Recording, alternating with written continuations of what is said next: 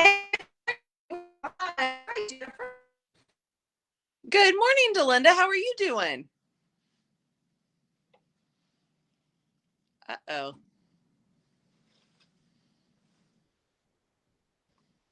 I just can't see. Jennifer, are you back? I think I might be. I think there was a little glitch in the matrix. There was. It's like you were sitting there frozen. So tell us, where are you? It looks pretty awesome behind you. It is. I'm going to tilt the camera slightly. I am in the lovely city of Chicago. We got a hotel room right here on the river. And as we've learned in our little travels this weekend, Hey, oh, I think am I frozen again? you have been. At least now I can hear you. Try again. Okay, so we're here on the Chicago River, and we've learned of how much this has changed in the last 20, 30 years. You would not have found hotels promoting being on the Chicago River in the last number of decades, but this is an exciting Oh. place to be. Mm. Well, do the little shift over and show us. Yeah. Oh, that looks so awesome. Yep, and it's just fascinating to think that, um, well, let's see, that's the Trump Tower right there. So I'm trying to do this backwards. The Trump Tower, the building I don't remember, which was built in the 1980s, and then these two buildings were built in the 1960s. And Oh. again, just the innovation. And then if I'm able to go over, if you look out way out over there, there's actually the Wrigley Building and the Chicago Building, Chicago Tribune Building, built in turn of the century. So it's just Oh. fascinating to think that they're all side by side. That really is. I haven't been to Chicago in years, and I love downtown Chicago. It's a cool place to go. And it has changed since the last time you were here. Let me tell you, there is, and I used to come here all the time for work about 15 years ago, and it has changed so much in that time period. So it is great. Oh, cool. So tell me, because I know this is a fun weekend. What is it? What are you doing in Chicago, girl? So we decided before the pandemic, we wanted to start traveling and going out of our comfort zone of just our normal places we would go to. So we started looking at the Royals schedule, and we would pick a city where the Royals were going to play, and then that was our vacation, or at least a mini vacation. Well, the pandemic hit. We didn't get to really do that last year. So this year we're doing it. We came up here to see them play the White Sox tonight. So we jumped on an Amtrak train Saturday morning in Kansas City, got off at 3 o'clock, Oh, wow. and it was wonderful. And we come back tomorrow afternoon. We'll catch the train back to Kansas City. I love that. I love the train. I grew up on trains, taking the train places, and then for Justin's graduation, we flew out to Vegas and saw my dad, and then we went from San Bernardino, California, and caught the train back to Kansas City, and we did with the beds that lay down and the dining room with the dining car. It's like so cool. It's a great way to travel, and Everett grew up doing that. That was just how they traveled a lot around the country. I was not introduced to it till I met him, and we love it. We've done the trip to LA, we've done a couple trips over to St. Louis, and this one here, and it's just a fun way to go. And it doesn't save you time. I won't say it saves you money over flying either, but we read a book, we had a conversation, I watched a little bit of a movie, I took a nap, and someone else did all the driving. It was great. Yeah, and I think that's the thing. You get to just really relax because you're not driving, you're not in charge of anything, so you can just do whatever. And I did the same thing. Kind of read the books, and then Justin and I had that time just to talk, and we played cards, and so it is. So I really encourage. I'm glad you brought that up. So just encourage you guys, if you've never done that, give it a try. And did you feel safe? I mean, Jennifer, did you feel okay? Yeah, we actually went ahead and rented, even though it was a daytime trip. We left at 7, got here at 3. We did a little 2-person sleeper, which during the daytime is set up with just two chairs across from each other, basically. We were able to close our doors, so we didn't have to wear our masks. That's still a mandate on the train. If you're in common areas, that you'd have to wear the mask. We didn't want to have to do that, so we just went ahead and did that little upgrade. And for us, it was wonderful. It worked out really well. And the other thing about train travel, I would say, is because of where the train tracks run, you see parts of this country you don't see by the highways. I mean, it's still, I don't know, it's just beautiful to see the farm country and to see just different parts, and the way you cross the river and such. It's just different than being in a car. Yeah, we've looked at. I understand, and like I said, we've kind of checked it out. There's a train that runs across Canada, and it's supposed to be spectacular scenery. I mean, I think that would be so beautiful to take. Not in the winter, there's only it only goes through about September, and then they have to stop the train for the whole winter thing. Yep. Yeah, that is one on our list. And then there's a number that go across Europe that are just phenomenal. And so that's those are our bucket lists, I guess. If you ask what I'm gonna do in retirement, I think it's gonna be riding trains. So Yeah. Well, cool. Well, again, welcome back, and hey, good morning to Kathy. She says how fun that is, and the Royals. Karen says we had a group that took the train to Chicago and then flew home 5 years ago. There's a good way to do it. And so Karen, good morning, and Bet, good morning. So anyone else out there, it gave you the directions to click the link if you want to let us know you're out there or make your comments as we go along.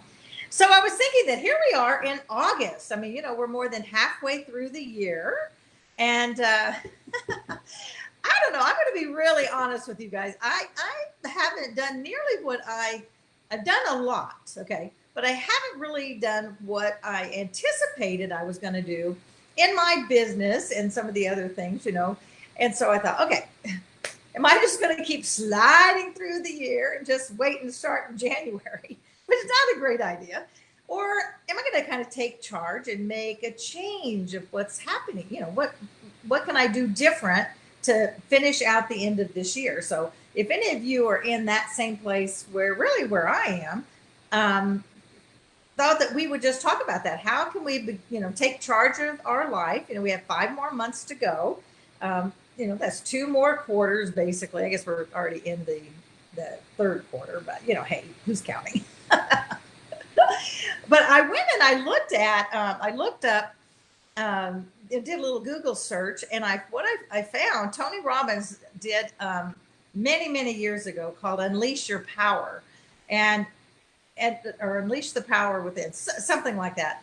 And I'm telling you, it's when I was a director at Mary Kay, and this was in the beginning of my director, I bought his whole thing of tapes. At the time was cassettes of his whole program, and it was amazing, and it was actually really life-changing for my Mary Kay business. It helped my focus. And so I looked up, and he has 9 keys, 9 things, and I thought, Jennifer, I'll mention those, and then we'll just talk about each one a little bit at a time.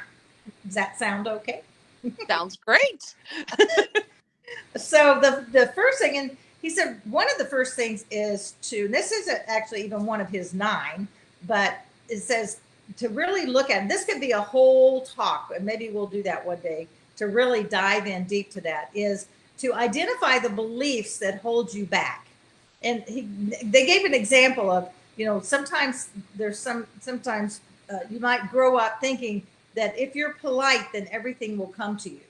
Well, that just doesn't always work. And so that's a belief that we've allowed ourselves to believe, and so, and if that's one that takes a lot of soul searching and a lot of thinking about, those things can hold you back even when you don't even know it. You're told growing up, or you're kind of in that thing, for me, one of mine is, that you have to be, you should not voice your opinion, because I was raised to not give my opinion. And it's like, well, you're not going to get anywhere if you don't at least give your opinion. You can do it nicely and all that stuff. But that was one that really had held me back, because as a Southern girl raised, like I was, it was not polite, or you were just wrong as a woman to give your opinion. Now, let's just face it. So that was one of those beliefs that held me back. So really identifying that, and then I'll go into these next 9. And the first one is be yourself. Are you so tied up in trying to be like everybody else that you're not even being yourself? What do you think about that one, Jen? Oh, I'm big in that one. I tell everyone, close your bathroom door, look in the mirror and at least be honest with yourself. Yep. Because then you can decide what parts you need to show at different times. There's a sweet, kind side of me, and there's other sides of me, and I'm laughing because my husband has never heard me give these give these talks. There's a side of me that Everett sees. There's a side that Victoria sees. My mother has seen. But they're all real. It's all a part of me. But I know who I am. I look in the mirror and I know all the pieces of the pie. Sometimes you just don't show them all, but you have to know who you are. Yeah, absolutely. And I love that. That's a great thing. Look in the mirror, and whoever's looking back at you, and you're the only one that's accountable for who you are. You can try to be like Susie or Mary down the street, and if that's not who you authentically are, you're never going to be happy, and you're never going to reach the goals that you're trying to reach either, because we have to work within our own strengths. So number 2 is master, and I know this is going to be a good one on your list too. Master goal setting. Have you even made a plan? Have you even looked at what you want to accomplish by, let's say, the end of the year, or even a year from now? So talk about that a little bit, Jennifer, because I know you're big on goal setting. It doesn't do any good. I mean, the train knew where it was going. I mean, there's a goal no matter what's happening. We laugh. I don't like being impulsive. I don't like not having a plan, but sometimes that is fun to do, but there's still an ultimate goal. There has to be a long-term goal of some sort. And I just think that that's important. And if anything we've learned from this last 18 months now through the pandemic of, okay, you still need to have what those goals are. You may change how you're going to reach there. You may not reach the goal because of outside influences. But if you don't have a goal through this pandemic, you have been floundering. And I think that is great. I think there's been a huge spotlight put on that. We've watched companies that did not think long term enough, and through the pandemic, in panic, they've had problems. Well, and that just because, oftentimes the timeline changes, your deadlines or your timeline. That's exactly what the pandemic did. But that doesn't mean that the ultimate goal had to change. And that's whether that's in your business life or your personal life, relationships, whatever that is, your health goals. They may just have gotten set aside, or you may have had to extend the time frame, but having the ultimate goal. So as you're thinking about that for these next, you could take some time this week or even today, if you had even 30 minutes to say, okay, what is it that you want by the end of the year? What is it that you want by this time next year? Or begin to lay that out, and then, move forward on being your authentic self, keeping track of what number 1 was, be yourself, and then make the goal and start moving towards it. What can I do today to get me one step closer? Is a lot easier than thinking, what 20,000 steps do I have to take to get there? Just start somewhere. Yep. Number 3 is develop focus. Now, that one can be the one that's a little more challenging when you enjoy doing a lot of stuff. So what's your input there? Well, really, that one piggybacks off number 2, which is if you have that goal and that goal is truly important to you, you should find your way to have that focus. I mean, again, I could sit here and say I have a goal of finding $1 million out buried in a field. If I don't grab a shovel, I'm not even going to have a chance. Again, there's also realistic goals incorporated into that, but you have to have that focus. And again, by having the goal, then you come up with, you may not get all the 20 steps to get there to figure out the goal, but you can at least go, wow, my first 2 are this, or I at least need to reach here by midway point. And that helps to keep you focused.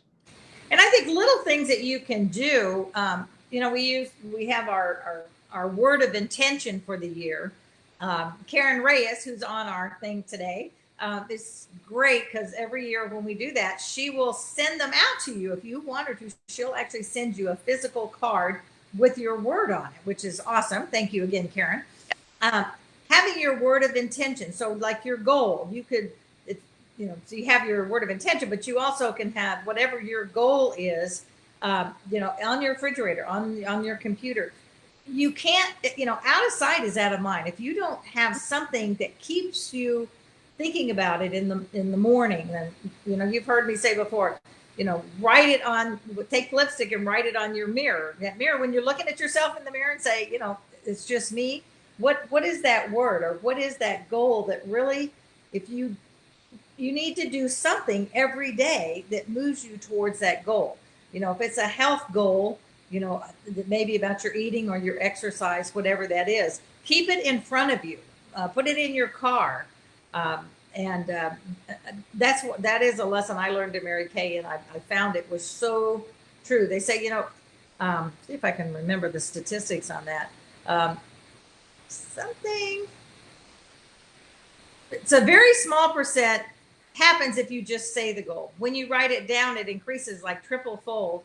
And then if you read it every day, your chances go up to about 90%. So the writing it down or looking at it every day increases. I mean, it's so much more effective to do that. So that's one way to help kind of keep focused. Yep, definitely.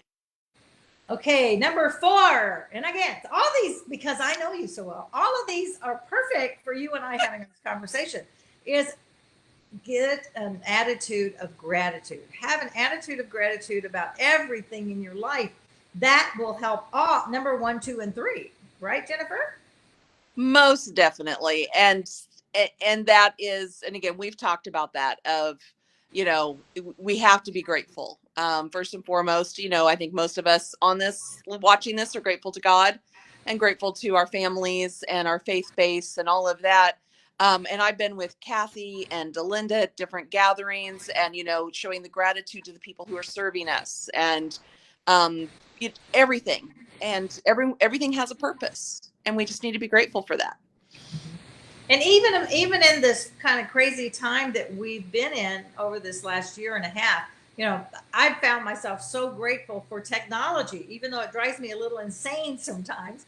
But isn't this cool? I'm in Las Vegas. Jennifer's in Chicago. Many of you are in Kansas City. My cousin's out on the East Coast. Isn't it cool that we can come together and connect in this way? Because 20 years ago, y'all, this wasn't even an option. It was expensive phone calls, and you couldn't talk to this many people at once. So, just being grateful for the things that we have right now today. We woke up, we're alive.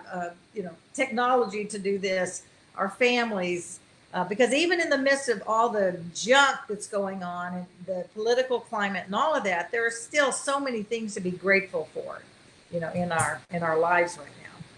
Mm-hmm. It totally changes everything in your life when you have an attitude of gratitude.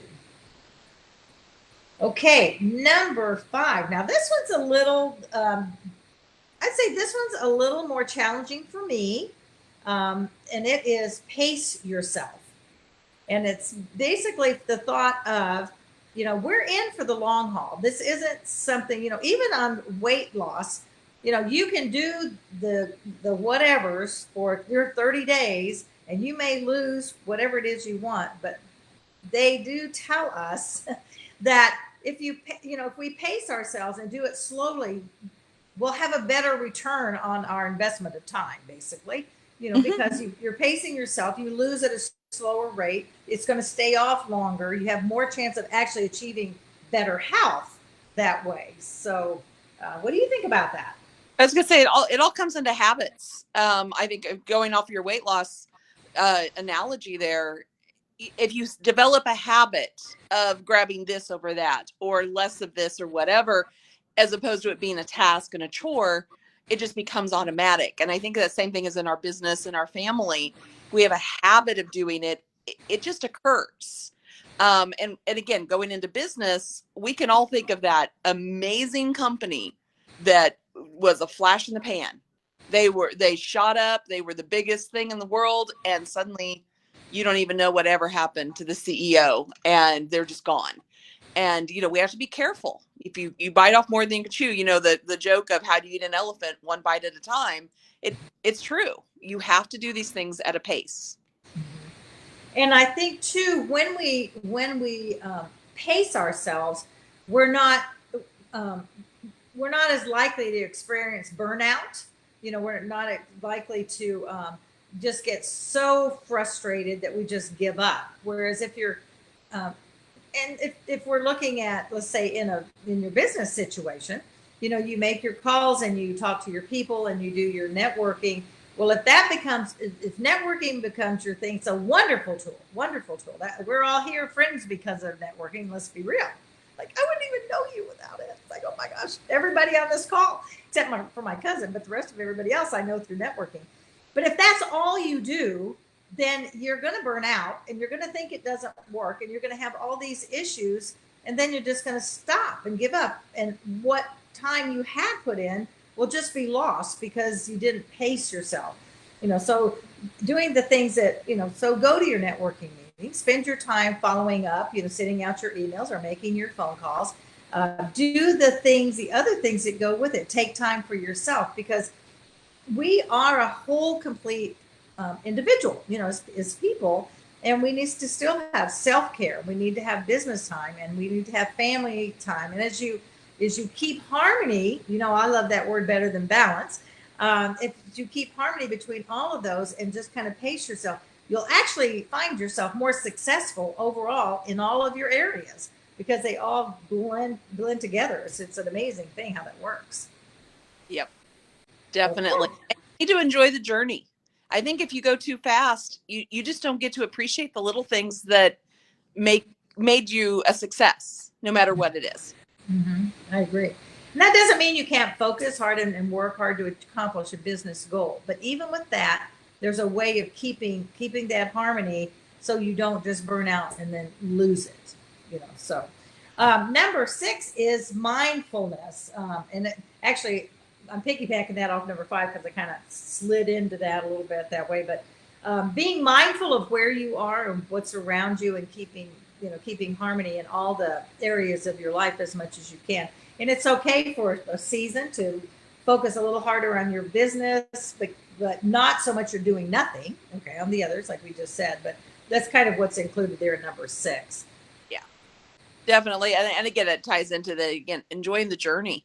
The small wins are huge. And you don't want to be so focused on building your business or doing whatever that you miss your child or your grandchild's first steps, or even just getting to celebrate it. Not that you can be there for everything, but that you need to acknowledge everything else around you. And again, it goes back to that being grateful and all of that. This just ties together so perfectly. I know, it really does. And it's kind of like your train ride.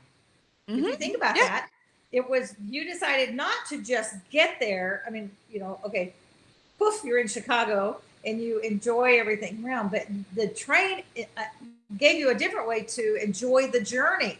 So I'm like, okay, let's just get on the train and notice what's around us. And you still got there. You enjoyed the journey. You got there. You're enjoying all the things you're doing, and then you get to enjoy that journey back. And in life, I agree, we really need to do that as well, because sometimes we're so focused on, I just got to get there, that we miss all the beautiful moments that are happening in between. Yep. So I love that. Maybe I should call that Enjoy the Journey. I think that might be a better name. The number 7 is be vulnerable. And I think a lot of that is being vulnerable even to yourself. When you look in the mirror, this is not beat up on yourself, but sometimes we need to be vulnerable, and it might mean reaching out for help, reaching out to someone else to get some guidance. All of you've heard me say, I think everybody needs a coach now and then. You get to a place, and sometimes that, and it could be a best friend, it could be whatever. It doesn't mean you have to hire it, although I think many times that's a very good idea to do that. I certainly have along the way numerous times. And allow yourself to be vulnerable to somebody that can then look at it and help you gain a little bit of clarity to take your next steps, to move on from where you are. And again, this happens whether your business, personal health, whatever the area of your life is that you're looking at. Exactly. And again, it's that, like I said at the beginning, when you close that door and you look in the mirror, you have to be honest with yourself. And it is okay to not know everything and to reach out to someone, again, whether it is your health, your business, your family. And also, if you're just struggling, whether it's mental health, physical health, anything like that, please reach out. Even if the person you reach out to is not the expert in the field, no one is alone. And I think that's one thing in this pandemic, a lot of people have started to feel that they are on an island alone, and they're not. If someone reached out to me and needed something, I'm going to be there to hold their hand and at least get them to the next step if it's not my field of expertise. And I know Delinda's that way, Kathy, Karen. I can't see the chat, so I don't know who else is on here, but I'm confident if you're friends with Delinda, you have the exact same mental thought process with that you're there to help. Absolutely. And I think sometimes our particular society makes us feel like we have to have all the answers, that we have to be perfect. And so, like, let's just stop right there. We can never be perfect anyway. So don't try to be perfect. Excellent. I strive for excellence because I know I can't be perfect. So I can be excellent, though. And there's some areas where we're better than others, and there's some areas where, and it's okay. Again, it's okay to reach out for help, whether it's a professional help, which do it if you need it for sure. Even if you have a doubt, go see somebody and see if you do need some help. But reaching out to a friend and just say, I'm really struggling with this thing. And oftentimes, if it's a very good friend or a family member, they already know, because they know you, they already know that you're dealing with that. And sometimes just saying it out loud, don't you find that just saying that you have a problem or that you have an issue just all of a sudden makes you feel better just to say it out loud to somebody? So exactly. And then I'm going to flip this around because this is my soapbox issue. If there is someone you have not heard from and you think they're struggling, please reach out, because they may not have the strength to ask for that help. But you giving them that hand up is going to just be a monumental moment for them. very good. You're absolutely right, Jennifer. And I think because, again, where we've been for the last 18 months, and, let's just be real, it's not over yet. I mean, things are happening out there and things are shifting again. So if there are those people that you haven't talked to, there are someone that comes to your mind, reach out, a phone call, an email, something. You never know. And Bet, my cousin who's on here, Bet Lane, it is so cool because I haven't seen her in, I don't know, 40 years, my first cousin. And I have another cousin in my mother's side of the family who both, unbeknownst to themselves, reached out to me because we hadn't connected. And it's like, oh my gosh, I mean, what a blessing. So you just never know the difference you can make in someone's life. So if you feel that, don't wait for somebody, because they may not reach out, or they may not know where you are or how to do it. But if you do that. I really encourage you. So thanks, Jennifer, for that. Okay, we are at the top of the hour. We're going to finish here. Number 8 is to raise your standard. Now, I really like this one. How about you? That's a good one. I do, because again, I'm going to use Chicago. If Chicago had stayed the same as it was 40 years ago, I would not be enjoying what I'm enjoying right here on the river. And this is what we think of. But you have to look outside the box sometimes and say, you know what, I can be better. How do I improve? And that's one thing I learned yet these last few days going through museums and such. It's like, what has changed? We're not still out drilling wheat with a sickle and all of the stuff that people used to do. We have changes happens, and we have to go and strive to be better at all times. Absolutely. And I think sometimes we just settle. It's kind of easy sometimes. And I think this last year is the same way. Well, we couldn't get out, we couldn't do this. So we kind of focus on all the what things we couldn't do. And so we just sort of settle in. Oh, well, this is fine. I'm doing okay. But okay, let's get over that. This is not fine anymore. Let's raise our standard up to do just a little bit more or make a little bit of difference. Because this is, we are in, and have been for a while, the perfect time to make a bigger difference in the lives of other people. Goes back to what you just said, reaching out to someone. But how can we make a bigger difference? How can we affect other people's lives in a positive way? Sometimes somebody, sometimes, very often, people get in a negative mindset and they don't really know how to get out of it. How can we help them get out of that? I think that's what our Tuesday show does, is really, come on, reach out, join us in this world of positivity, we can think differently, we can do differently. And I think that's really important. That's part of raising our standard. Look at where you are. How can you just raise it up a little bit to make a bigger difference in the world? Exactly. So, now, number 9 is be accountable. And this is not just to yourself, but find someone else that you can be accountable with. Whether in your business goals, I think that's always extremely important. And very often within organizations, I'll use Mary Kay, we always had somebody else who was further along than we were.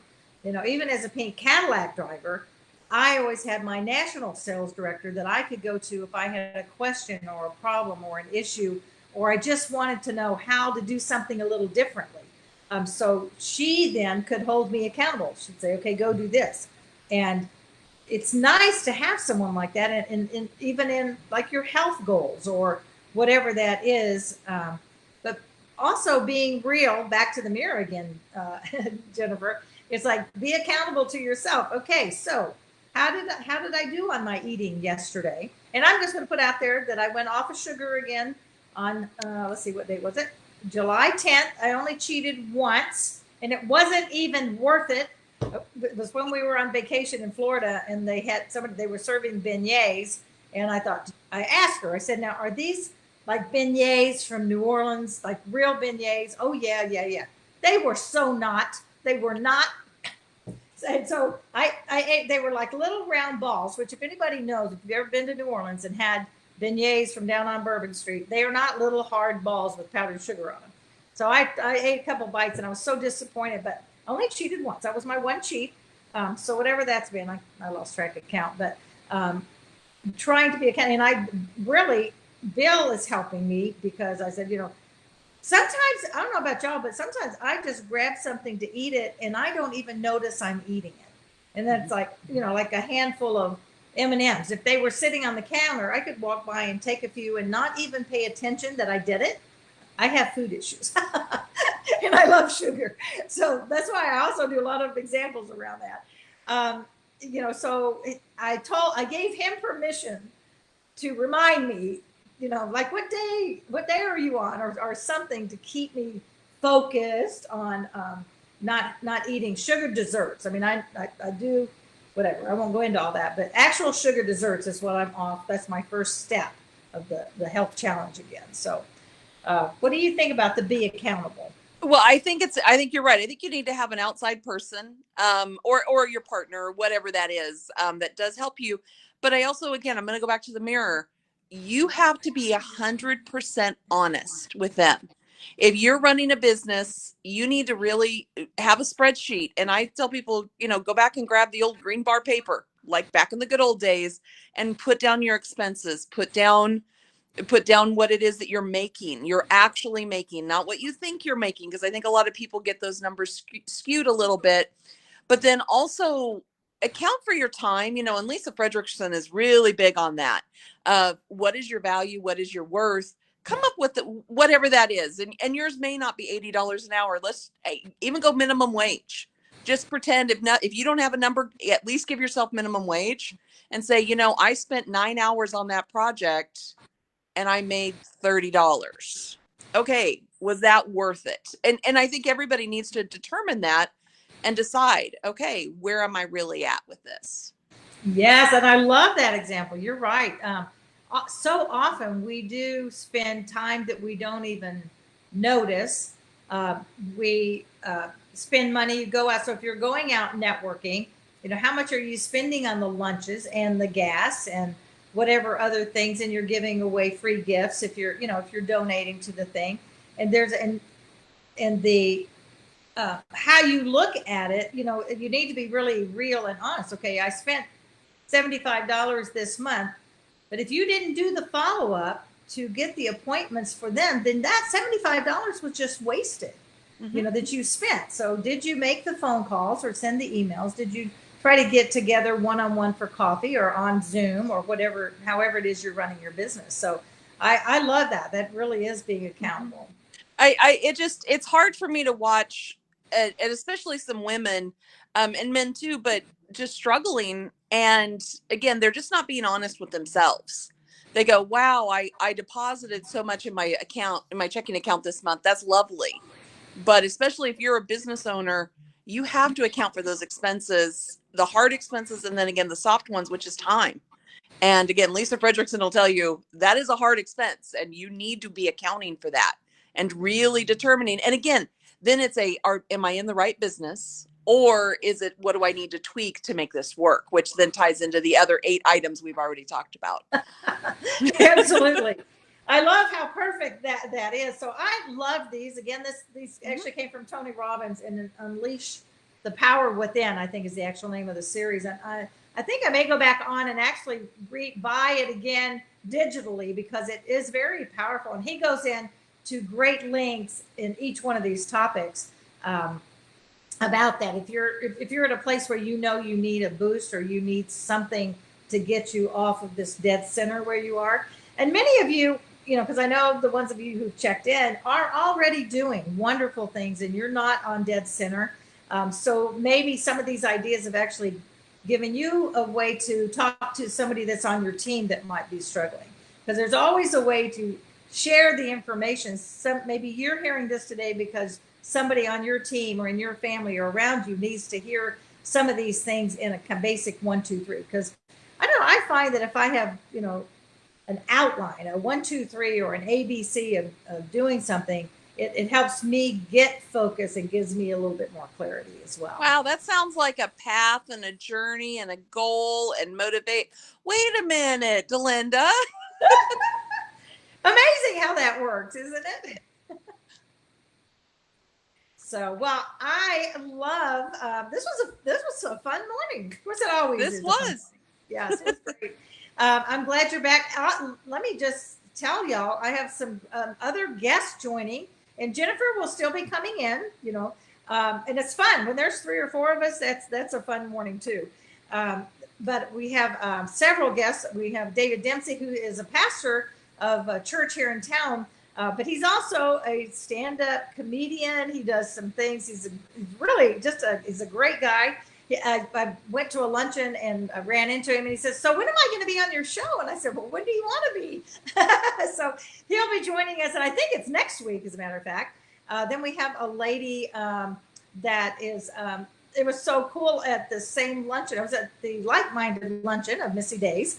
And she came up to me. She said, oh, I'm so glad to meet you. And I said, me too. I'm glad to meet you. And she said, well, I've been following you and it's nice to actually meet you. It's like, oh, that's so cool. She's going to be on. She is how do I say this? She is a scientist on not just how the brain works, but how the body works, the inner workings of the body. It's like really kind of beyond me. So I said, well, you better come talk about it yourself because I don't even know how to explain it. But it was, she was one of the speakers and it was great. And how she just talked about our bodies and how our body works to the inner workings of our body. Then we have another lady that's coming another week. So August is kind of booked. It's kind of interesting how that happened. Just some new, interesting people to bring in to hopefully uplift you and help us change our thinking. Help us get off center if that's where we are. Or maybe you're in that balanced place of thinking, I'm ready for some change. And maybe one of these people coming on the show may give you a little like, oh, that's it. I never thought about that. I love aha moments. Don't you love aha moments? Oh, definitely. Anyway, so Jennifer, thank you again. Have fun. Finish out your ball games today. Yay. Yay. Oh my gosh. That's so cool. So I look forward to seeing you next week. Everybody, thank you for being here. I so appreciate your time. You know that. And remember that life is not a matter of chance. It's a matter of choice. Choose to make a difference in your life this month as you go into awesome August, and choose to make a difference in those in the lives around you. Take care, and thanks for being here. Bye-bye. Bye, everybody.